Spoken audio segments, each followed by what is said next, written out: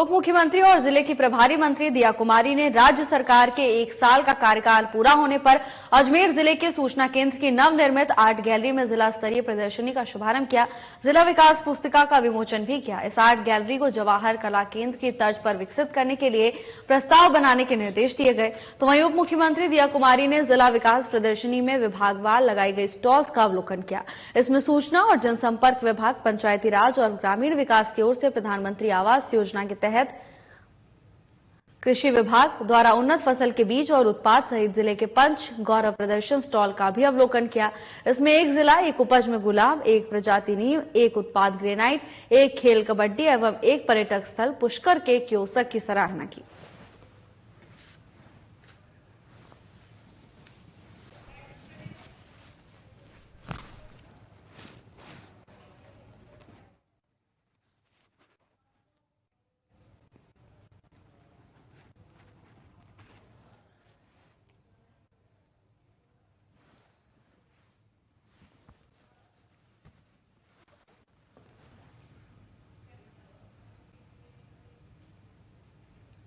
राजस्थान सरकार का 1 साल पूरा होने पर आयोजित कार्यक्रमों की श्रृंखला में शुक्रवार को मुख्यमंत्री भजन लाल शर्मा की गरिमामय उपस्थिति में अजमेर से वीडियो कॉन्फ्रेंस के माध्यम से हुए किसान सम्मेलन को जिला स्तरीय समारोह कृषि ऑडिटोरियम में आयोजित किया गया। इसके साथ ही कृषि और उद्यानिकी विभाग की विभिन्न योजनाओं से लाभार्थियों को लाभान्वित भी किया गया। तो वहीं इस दौरान जिला प्रमुख सरोज बंसल, जिला collector doctor Saumya Jha, CEO Parshuram Dhanka, कृषि और उद्यानिकी तथा सहकारिता विभाग के अधिकारी समेत अन्य जिला स्तरीय अधिकारी मौजूद रहे। कार्यक्रम में जिला प्रमुख सरोज बंसल ने कहा कि बीते 1 साल में राजस्थान के विकास ने नए आयाम स्थापित किए हैं। हर व्यक्ति के लिए नई आशा और विश्वास का समय रहा है। यह विकास केवल सरकार का नहीं बल्कि हर वर्ग के व्यक्ति का है। सरकार ने किसान, मजदूर, युवा, महिलाएं समेत हर वर्ग के कल्याण को प्राथमिकता में रखा है।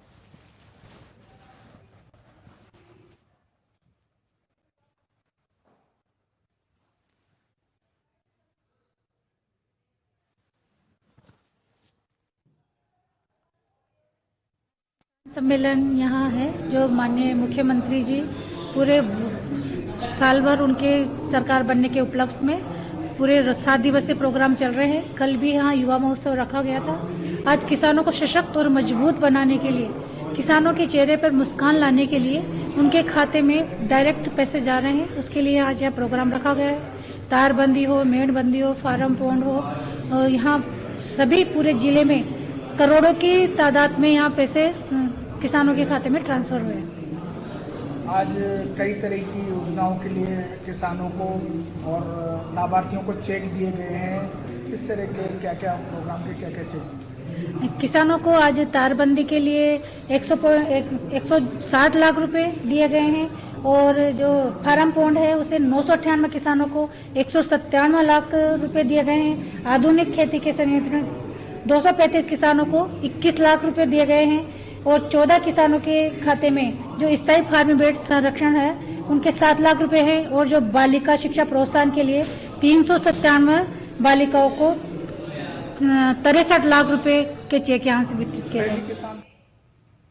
विधानसभा अध्यक्ष वासुदेव देवनानी ने अजमेर में फौज सागर रोड पर पंजाब नेशनल बैंक के सामने स्थित नाले के जीर्णोद्धार और पुनर्निर्माण कार्य का शुभारंभ किया। यह नाला 1 करोड़ 40 लाख रुपए की लागत से बनाया जाएगा। इस नाले के निर्माण से फौज सागर रोड पर जल भराव की समस्या का समाधान होगा। इस अवसर पर आयोजित कार्यक्रम में देवनानी ने कहा कि अजमेर शहर को बरसात के दौरान जल भराव की समस्या से पूरी तरह से मुक्त कराने के लिए काम किया जा रहा है। प्रशासन को निर्देश दिए गए हैं कि आजादी के पहले बने अजमेर के मास्टर प्लान पर काम किया जाए। यह प्लान मूल रूप से अजमेर के मुख्य मार्गों और कॉलोनियों से बरसाती पानी को निकालने के लिए बनाया गया था। विभिन्न क्षेत्रों में बने इन नालों को पुनर्जीवित कर काम किया जाएगा। वहीं देवनानी ने कहा कि अजमेर शहर को जल भराव की क्षमता से मुक्त कराने के लिए 100 साल पुराने मास्टर ड्रेनेज प्लान पर काम किया जा रहा है। शहर में पुराने बंद पड़े नालों को खोलने और उन पर हुए अतिक्रमण को हटाया जाए ताकि हर बार बारिश में अलग अलग स्थानों पर जल भराव की समस्या का स्थायी समाधान हो सके।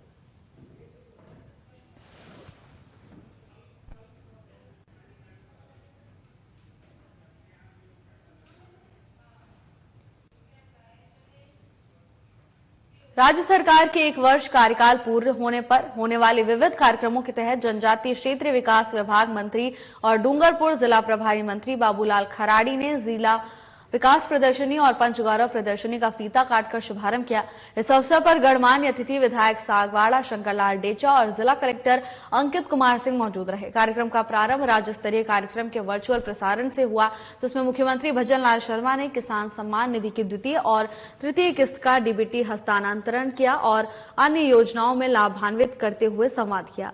इस अवसर पर मुख्यमंत्री भजन लाल शर्मा ने कहा कि किसानों की आकांक्षाओं और आशाओं को जानता हूं, इसीलिए प्रयासरत हैं कि किसान की पीड़ा दूर हो। इस दौरान जिला प्रभारी मंत्री खराड़ी ने जिला स्तरीय कार्यक्रम में शुभारंभ किया। जिला प्रशासन के मार्गदर्शन में सूचना और जनसंपर्क कार्यालय डूंगरपुर की ओर से लगाई गई जिले में हुए विकास कार्यों की प्रदर्शनी की सराहना भी की। इसी के साथ प्रभारी मंत्री और अतिथियों ने कार्यक्रम में कालीबाई भील मेधावी छात्र स्कूटी योजना वर्ष 2023-24 के जिला स्तरीय कार्यक्रम डूंगरपुर में सांकेतिक 25 स्कूटियां वितरित की गई।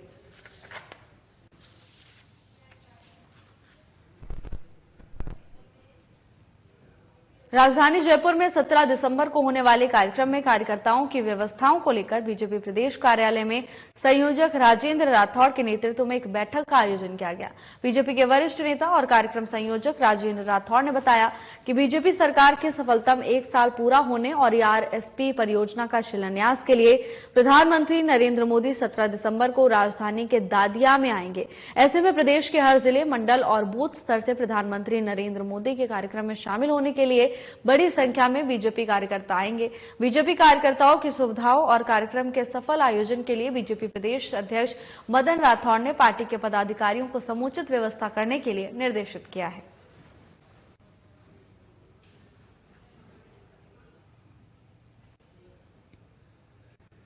कश्मीरी युवाओं को राष्ट्र की मुख्य धारा से जोड़ने और उनकी ऊर्जा को सकारात्मक विकास कार्यों में संलग्न करने के उद्देश्य से गृह मंत्रालय और युवा कार्यक्रम व खेल मंत्रालय, भारत सरकार की ओर से आयोजित वतन को जानो कार्यक्रम का समापन सत्र राजकीय युवा आवास जोधपुर में शुक्रवार को संसदीय कार्य, विधि और विधिक कार्य मंत्री जोगाराम पटेल ने मुख्य आतिथ्य में संपन्न हुआ। कार्यक्रम का शुभारंभ स्वामी विवेकानंद की प्रतिमा के समक्ष दीप प्रज्वलित करके किया गया। इस दौरान पटेल ने कहा कि कश्मीर के युवा अपनी ऊर्जा और प्रतिभा के माध्यम से राष्ट्र निर्माण में अग्रणी भूमिका निभाएंगे। कश्मीर के साथ देश के युवा राष्ट्र प्रथम सदैव प्रथम के लक्ष्य के साथ राष्ट्र निर्माण में भागीदार बने। उन्होंने कहा कि विविधता में एकता का केंद्र बिंदु हमारी भारतीयता है।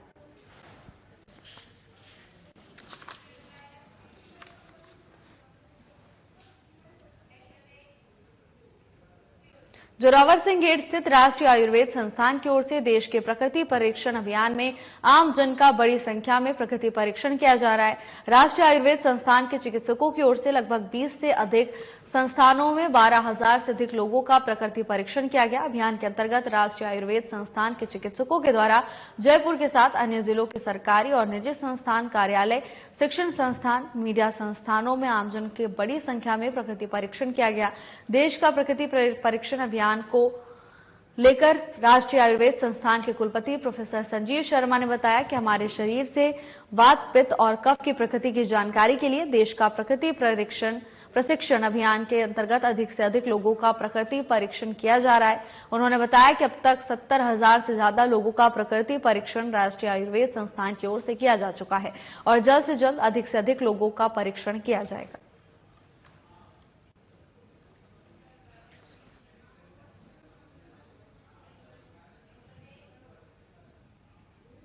भारत सरकार, आयुष मंत्रालय और राजकीय आयुर्वेद महाविद्यालय प्रतापनगर जयपुर के संयुक्त तत्वाधान में सूचना और जनसंपर्क विभाग के निदेशक विजय पाल सिंह के साथ समस्त अधिकारियों और कर्मचारियों का प्रकृति परीक्षण मोबाइल ऐप के जरिए स्वास्थ्य परीक्षण किया गया। आयुष मंत्रालय की ओर से यह पहल आयुर्वेदिक सिद्धांतों के आधार पर आम जन की प्रकृति का निर्धारण करने और उनके स्वास्थ्य को बेहतर बनाने के लिए की जा रही है। सचिवालय परिसर में कार्यरत वरिष्ठ चिकित्सा अधिकारी प्रभारी वैद्य राजेश शर्मा ने बताया कि समस्त अधिकारियों और कर्मचारियों का प्रकृति परीक्षण नोडल अधिकारी डॉक्टर कामिनी कौशल के नेतृत्व में डॉक्टर मीनू और उनकी टीम के द्वारा किया गया। उन्होंने बताया कि प्रकृति परीक्षण एक समग्र सर्वेक्षण आधारित मोबाइल एप्लीकेशन है जो उपयोगकर्ता को प्रारंभिक आयुर्वेद सिद्धांत के आधार पर प्रकृति निश्चित करने में मदद करता है।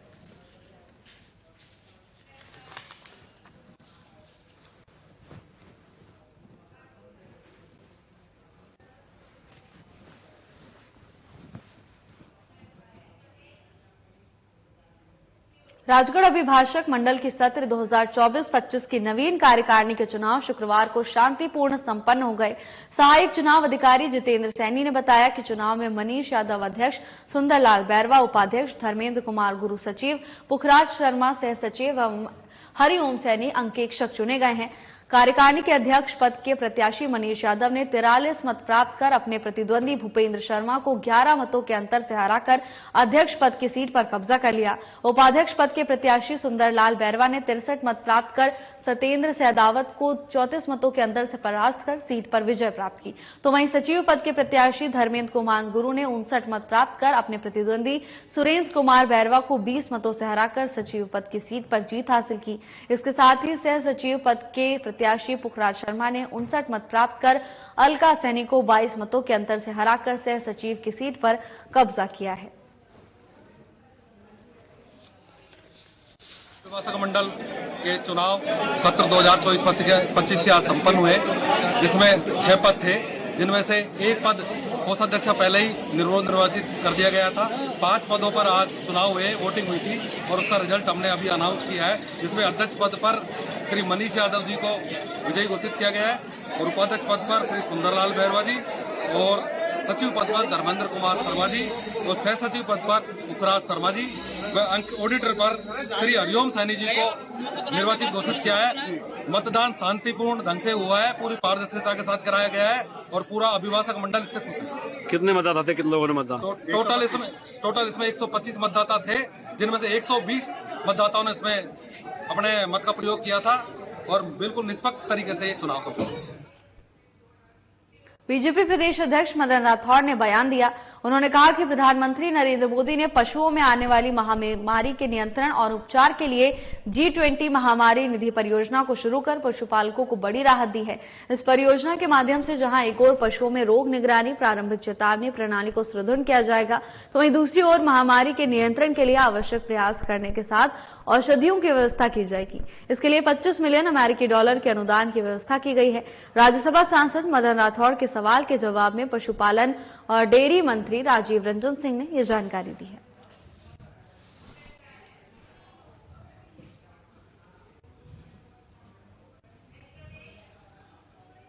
माइंस और पेट्रोलियम विभाग के प्रमुख शासन सचिव टी रविकांत ने आगामी साल के लिए 100 से अधिक मेजर मिनरल ब्लॉकों की ई नीलामी की आवश्यक तैयारियां करने के निर्देश दिए हैं। उन्होंने बताया कि इस वित्तीय वर्ष में अब तक 33 मेजर मिनरल ब्लॉकों की ई नीलामी की जा चुकी है और अब तक 87 मेजर मिनरल ब्लॉकों की नीलामी कर राजस्थान समूचे देश में पहले स्थान पर आ गया है। तो वहीं टी रविकांत ने शुक्रवार को उदयपुर में खनिज विभाग के वरिष्ठ अधिकारियों की बैठक में कहा कि मुख्यमंत्री भजनलाल शर्मा ने प्रदेश में मिनरल एक्सप्लोरेशन कार्य में तेजी लाने के साथ अधिक से अधिक मेजर मिनरल ब्लॉक तैयार कर ई नीलामी पर जोर दिया है। उन्होंने कहा कि मेजर और माइनर मिनरल ब्लॉक और प्लॉटों के डेलिनेशन से लेकर आवश्यक सभी तैयारियों का रोड मैप बनाना होगा।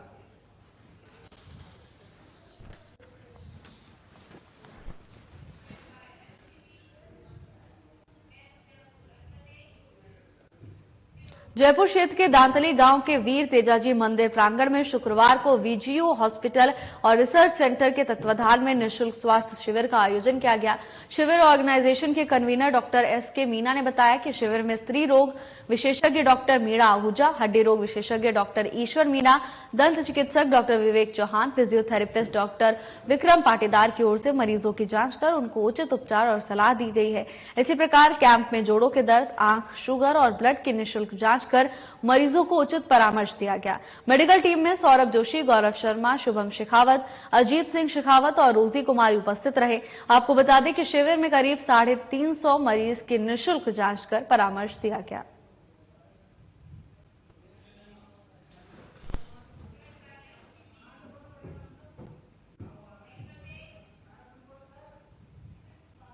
वैसे तो सरमधुरा कस्बे को दूर दूर तक पत्थरों की नगरी के नाम से जाना जाता है, लेकिन सरमधुरा क्षेत्र के युवाओं की मेहनत से अब सरमधुरा कस्बा को सेवा के क्षेत्र में भी बड़ी उपलब्धि हासिल हो रही है, क्योंकि दूर दराज तक बड़े बड़े शहरों में धौलपुर जिले के छोटे से कस्बे सरमधुरा का कोई न कोई डॉक्टर अवश्य मिलेगा। और ऐसा ही एक और कार्य किया हमारे सरमधुरा के विरहक पाड़ा निवासी डॉक्टर तरुण शर्मा पुत्र विष्णु शास्त्री ने, जिनका नीट पीजी में चयन होने पर परिवारजन और मित्रों ने भव्य स्वागत किया। डॉक्टर तरुण को एसएमएस मेडिकल कॉलेज जयपुर मिला है, जिसमें जनरल सर्जरी एमएस में पीजी कोर्स करेंगे।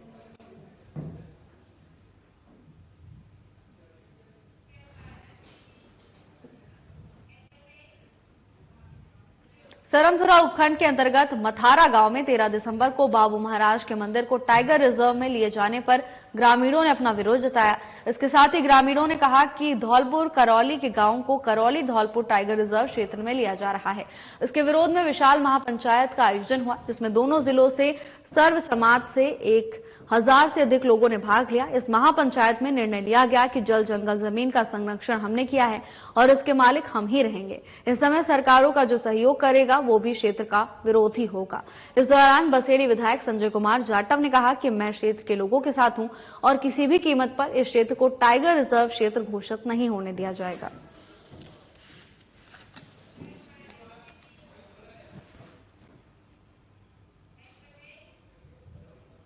कोटा रेलवे स्टेशन पर शुक्रवार को भावनात्मक और उत्साहपूर्ण दृश्य देखने को मिला, जब हाल ही में आयोजित 39वीं राष्ट्रीय जूनियर एथलेटिक्स में 200 मीटर में सिल्वर पदक जीतने वाले खिलाड़ियों का शहरवासियों ने जोरदार स्वागत किया। खिलाड़ियों का फूलों की मालाओं से स्वागत किया गया और उन्हें ओपन जीप में बैठाकर रेलवे स्टेशन से छावनी तक लाया गया। इस दौरान बड़ी संख्या में कोटा की जनता सड़कों पर उमड़ पड़ी और उन्होंने खिलाड़ियों का जोशीला स्वागत किया। रेलवे स्टेशन से नयापुरा कोटली होते हुए काफिला छावनी तक पहुंचा और अंत में खिलाड़ियों को उनके घरों तक पहुंचाया गया।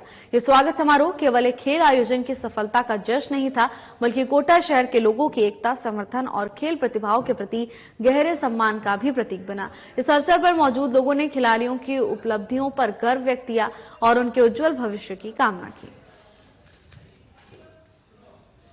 जो अभी भुवनेश्वर में जो आयोजित हुई थी उसमें मैंने सिल्वर मेडल हासिल किया है और ये आप सबकी दुआ है। और मेरे पापा और मेरे कोच साहब जो है उन्हीं का सपना मैं लेकर वहां पर गई थी और उन्हीं की हिम्मत से जो है मैंने ये मेडल प्राप्त किया है। और आगे सभी का साथ और सभी के प्यार की मुझे बहुत जरूरत है और आगे भी मैं अपने देश के लिए खेलूंगा और अपने पापा और अपने कोच साहब का सपना जरूर पूरा करूंगी। राज्य सरकार का 1 साल पूरा होने के अवसर पर गुरुवार को टोंक जिले में विविध कार्यक्रम आयोजित हुए। कार्यक्रमों का आगाज रन फॉर विकसित राजस्थान में हुआ, तो वहीं मुख्यमंत्री रोजगार उत्सव का जिला स्तरीय समारोह कृषि ऑडिटोरियम में आयोजित किया गया। जिला स्तरीय कार्यक्रमों की श्रृंखला में मुख्यमंत्री भजनलाल शर्मा की गरिमामय उपस्थिति में जोधपुर से वीडियो कॉन्फ्रेंस के माध्यम से हुए मुख्यमंत्री रोजगार उत्सव का जिला स्तरीय समारोह कृषि ऑडिटोरियम में आयोजित किया गया। मुख्यमंत्री भजनलाल शर्मा, चिकित्सा मंत्री और तमाम दिग्गज इस दौरान मौजूद रहे।